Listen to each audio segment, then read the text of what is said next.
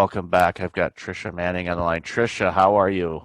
I am great, Michael. Thank you for having me today. Oh, great to have you. And just for people to know, we actually recorded this before, and it sounded like we were in a garbage can together, crumpling paper and aluminum foil. So Tricia was kind enough to come back and do this again. So well, hopefully the noise demons will stay far away during our conversation today. So a while back, you wrote a book, and it's about leadership and heart. And during the time of this recording, we're right in the middle of a pandemic. And as we were talking about in the pre-show, uh, your book is more timely than ever, and the work that you do is more timely than ever. So share with the audience, the work you do and a little bit about the book. Yeah, I would love to. And yes, timely. And who knew we would be here? So, a little bit about me. I came from corporate America. I did my time, so to speak, right? I had a 25-year corporate career, going from entry level position at that company all the way up to the C-suite. And so it was unique in that I spent all of that time at one company, and I had an opportunity during that time to work for some amazing leaders and not so amazing leaders. I had a lot of leadership lessons, stored away, and a lot of learnings during that time. And I left that corporate career due to an unexpected health crisis. I ended up having went for a routine physical, had was told within the first a couple hours of this baseline physical that I was at that I had a hole in my heart and a tumor in my chest. So within 30 days, I was on the operating table. That was a defining moment for me. All my priorities came into clear view, and I recovered and went back to work, and nothing was the same at that point. And it was really started my journey to make the decision to leave that corporate career, which I did love, and move toward what I love even more, which is coaching. And so I had always had a passion for leadership development, and had an opportunity to really do that soul searching and go off and start my business and my practice in executive coaching. And that's what I do today. That, that journey also, is what led me to write my book. And my book is called Lead with Heart and Leave a Legacy. And it is recounting the leadership lessons over that 25-year career, as well as that transition and redefining success for myself in my new chapter. Well, as a fellow cardiac kid, I know, heart situations definitely shifts gears a little bit, to say the least. And some people say a hard turn or a variety of other descriptors, but at the end of the day, it's a second chance. And interesting that when you went back, you realized, wow, this is not for me anymore. And you took a bold step to launch out on your own, which is no easy task. I know a lot of people think about it, but it's not an easy thing to do because there's a lot of things that you have to line up. And when you yell at the boss, you're looking in the mirror and you're yelling at your boss, and it's a little bit different situation in those things. But and we alluded to this a little bit too in our pre-show conversation, was how timely this book is, because right now, with the world as it is and how work is currently, with so many people working remotely and not in a typical office space that they were used to before, we're seeing all kinds of different stories about how people are loving this new environment, where others are burning out because they're just overwhelmed because their management, quite frankly, doesn't know how to lead a remote team. And they're running into those challenges. And the leaders of organizations that are doing really well are leading with their heart and understanding that this is a dynamic time, and it's not business as usual per se. It's different. So let's jump into the book a little bit and how to lead with heart and leaving that legacy, which I will talk about in a bit. But specifically, how can leaders that aren't used to leading from their heart start doing so? Right. Well, Yeah, so what's been interesting through this unprecedented time, and I just want to comment on that, and what I'm seeing with a lot of my clients, with a lot of organizations that I'm working with, the heart leader, the heart leadership is happening further down in the organization, more with the frontline leaders that have, these larger teams, and they're really just trying to keep them engaged and energized and calm, to be able to produce results, as well as just keep the wheels on the bus and their own sanity. What's been interesting to watch is the higher levels in the organization, the senior leaders haven't been through this before. There's a lot going on, and they're being much more directive in their approach, and having to shift gears, uh, and not as connected to what's going on in the business, within the ranks, right? And so, anyway, that's been an interesting distinction. The importance of that, especially now, is that you have these remote teams that are now off, in their own homes, working and isolated in a lot of ways. And there's a lot of uncertainty in the business. And those connections that they had before with their coworkers, or that, walking down the hall, or the water cooler talk, whatever, isn't happening, when they're sitting at home. And oh, by the way, many of the people that, that are working from home are trying to balance this new way of working. So they've got new guilt entering in, new guilt associated with their kids being at home, and them having to keep their kids at bay while they're on calls all day. Their work-life balance doesn't exist. It's more like work-life integration, and the lines between work and life have continued to blur even more. The average work week for American workers has increased, in the number of hours by 20% since this pandemic. So there's reality to what everybody is dealing with. And what helps to combat that is those moments, those intentional moments of connection, being, knowing that your boss cares about you. One of the things that seems to be working, and those that are doing it well, leading with heart well, making those connections, are those leaders who are taking the time over Zoom, with their employees, and asking one simple question: what do you need for me to help you support your work today? What do you need from me? How can I support you? And that one simple question, even if there's not an easy answer, just allows that employee to take a deep breath and say, oh, okay, somebody sees me, somebody cares about me. My boss knows I'm sitting here, and it's a difficult time. So now more than ever, it's important to make those connections. What is leading with heart? Well, it's all about how you show up every day as a leader with intention, how you engage every day with your employees with intention, and then ultimately showing care, showing concern, showing compassion, with your group every day. And we've got this old talk track that plays in our head that showing emotion or showing care is weak, right? It's a sign of weakness for a leader to do that, when really it's quite the opposite. It's very brave.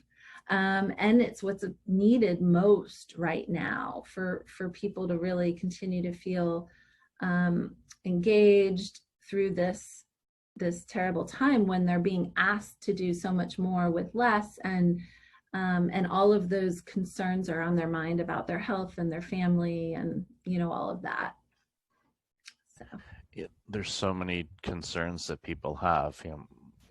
When the movie theaters are going to open again, when am I going to be able to see family members? When will I be able to go to a concert? There's all of these things going on. And then the work situation, because so many people are seeing, friends and family being laid off because revenues are down and all that. And if you're fortunate enough to still be working, there's a concern. It's like, okay, when's the other shoe going to drop, and am I going to get laid off? And you start Mhm. seeing the news stories of long lines for people to get a couple bags of groceries, or the wait times in healthcare and emergency rooms and running out of supplies. And there's a now there's a limit in certain areas of who can get tested because they're running out of test equipment to test to see if someone has COVID-19.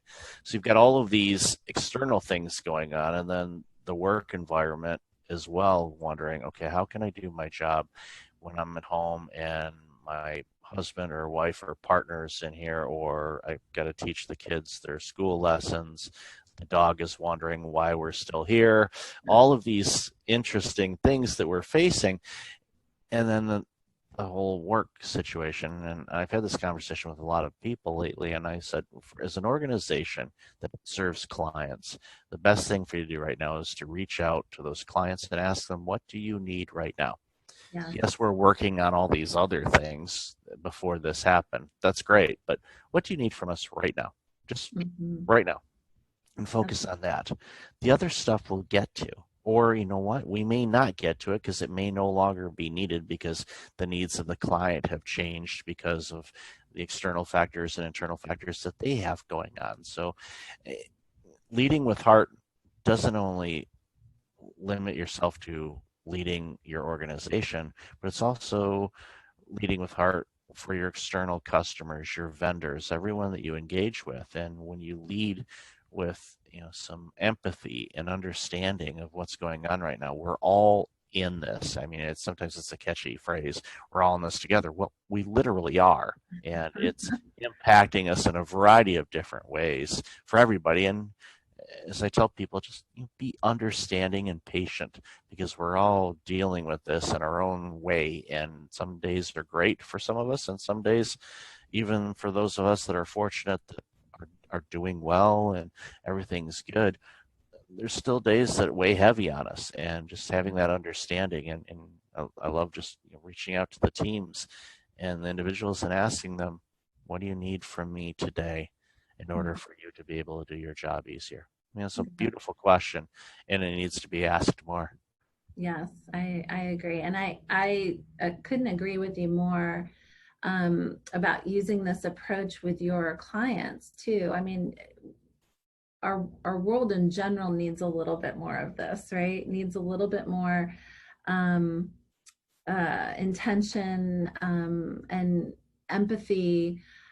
We talk about the heaviness, and that is so true. So the other thing that I've been working with a lot of my clients on recently is what I call their mental real estate. And so when we talk about how heavy this world is right now, and COVID, as well as everything else going on, you know, in the news, and all then the things that are going on in their home, we only have so much mental real estate that we can allocate to different things going on in our lives. And when you think about those things, it's relationship, it's health, it's finances, it's career, it's now, our anxiety about the world, and what's going on in the world. This upcoming election is probably taking a lot of mental real estate, right, from a lot of people. And so finite mental real estate, if you're focusing it all on things that are deeply anxiety creating, then you're focusing less on maybe your own health, or less on your own work and what have you. And so people are struggling with this a little bit. Empathy goes a long way when we think about it like that. So I've heard statistics, and I've heard companies say, oh, it's great because now that people are working from home, they've got more hours in the day, because they're not commuting. And we have seen an increase in the number of hours that people are working in a given day or a given week. But how is that sustainable? that it's not. And so you might be seeing that people are working harder, but are they more productive? I would argue not necessarily, because again, that mental real estate is being, allocated toward a million different things. So how can they really be focused on their job when everything is blurred, and they're working more, and they're trying to balance every part of their life all at the same time? And so that's something that I've been seeing, and that I'm having to really work through with my clients. And it's not sustainable. It's not. Well, we've seen the stats, and I know you're familiar with them too. I don't have them off the top of my head, but the actual number of productive hours an employee gives in a workday is definitely not 8 hours. It's a Right. lot less Mhm. because of all kinds of different factors, interruptions, things that they bring to work in their mind. They might be a caregiver part-time and they're worried about their loved ones, or their kids not doing well in school, or there's all these things, and people bring that to work, and it's part of them. We're not machines where we can just shut off part of it. These things bounce around, and that mental real estate that you refer to, there's a lot of things going on in there. So creating an environment for people to be able to do the deep work that they need to do and get out of their way, be there for them, ask Mhm. what you need from me so you can do the job, but then get out of their way. Yeah. Because if as leaders, if you're constantly pinging your employees, well, they have to stop and tell you what they're doing instead of, why don't you just let them do it? And that takes a toll. And understanding too, especially during this pandemic, that the typical workday is going to have some interruptions in it because, well, if they're a parent, they're teaching their kids during a period of time. And as an employer, and this is one of those old industrial things that I hope, I'm not overly optimistic, but I hope will go away, is for most people, they should be paid a salary. Okay. But a lot of people are paid a salary, but they still have that hourly mentality as far as the expected work. Instead of, well, we're going to pay you a salary for it. You're going to be here for 8 hours and you're going to do these things. Instead of, we want you to work on these types of projects. This is the work that you do. You know when the deadlines are, get them done and get out of their way. If they get it done in 5 hours, congratulations. And that 3 hours where it was like, well, we're not getting anything out of return. Yes, you are. Your employee is relaxed, they have clarity, and there's a distinct possibility that they're going to be thinking about work, but not in the, I don't like my job, but they're thinking about, what are some better ways we could do this? I wonder if I could do that a little bit more efficiently. I wonder if this offering that we do, if that could be adopted a little bit and changed to something that this customer needs. Well, if you're on them for work, work, work, work for over 8 hours, those opportunities are going to be missed. And that's when innovation goes by the wayside, because you're not giving them an avenue or a period of time where they can just be and have creative thoughts about things. And the organizations that do well have that built into their network. That's right. Yeah. And that's absolutely true. And so how do you allow people to have the space to think and be innovative and give their best? It's by being connected with what they have going on, being in tune, asking the right questions, engaging them to understand how are they showing up today. This is not, they need a little bit more support, or they need me to back off a little bit more, right now.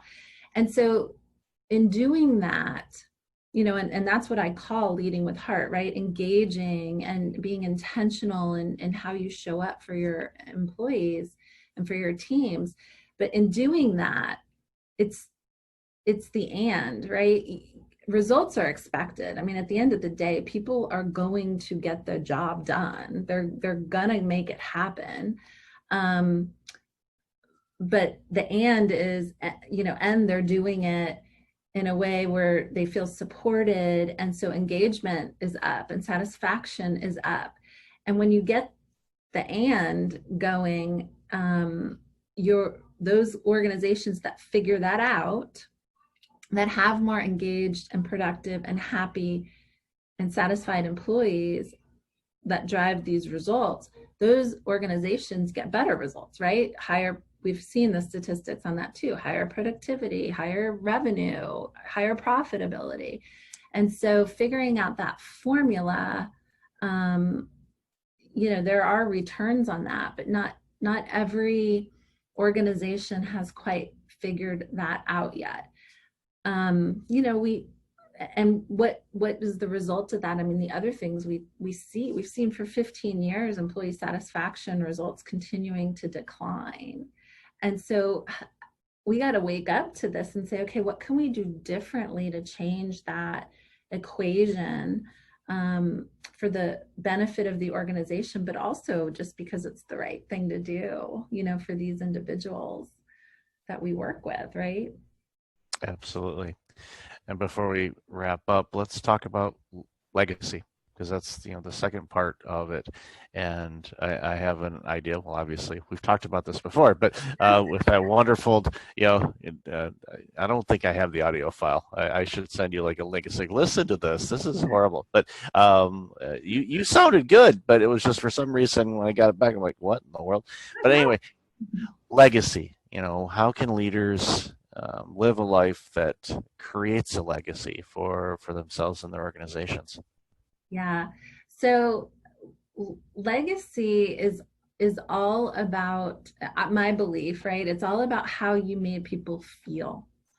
And and I've learned this in my career, and I'm sure many people have experienced this too, right? People will forget what you did, or they'll rewrite history around what you did.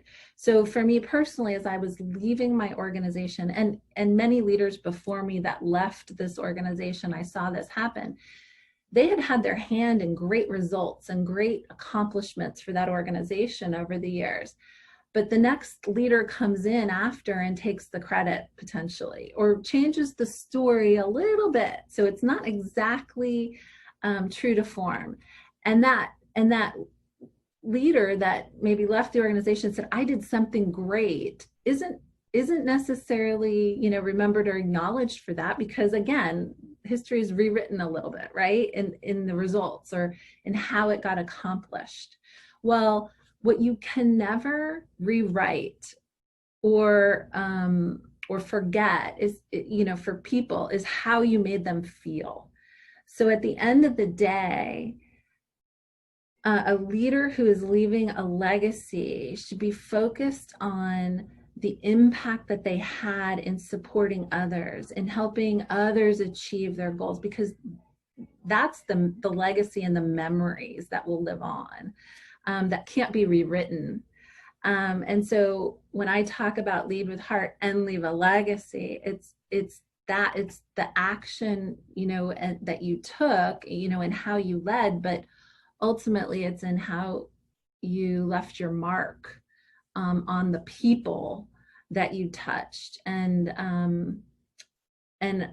I had the realization that I did that in my career as a leader, because when I left my organization, I had such an outreach, and people used that word legacy. It was very humbling, but it was very eye-opening for me that this is unique, and this made a difference. And so I take that, that learning also, and that approach into my work coaching, and it's all around how do I leave my mark, and how do I make a difference, and how do I help elevate others in their goals and their success and their dreams. That's awesome. And if leaders follow that rule and that guideline, it makes for better organizations. It makes for future leaders to look to those leaders as inspiration and the right way to lead. And it just carries through. It has such a huge ripple effect when people do this. Tricia, I've loved our conversation. Where can people find out more about you and this incredible work that you do? Yes, thank you. So my website, triciamanning.com, TRICIA, manning.com. That's the easiest place to find me. I'm also on social. You can find my book on Amazon. It's probably the easiest place to get it. And so I would love for people to reach out and engage with me. I have, lots of tips and tricks that I provide. I have some things that an assessment, a heart leader assessment on my website that people can take. So find your heart leader score and some strategies that you can put in place tomorrow to engage the hearts and minds of your people. So that's a free resource, but it's on my website. It's the easiest place to find me.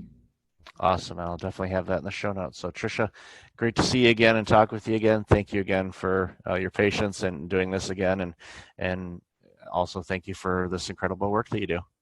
Thank you, Michael. I appreciate it.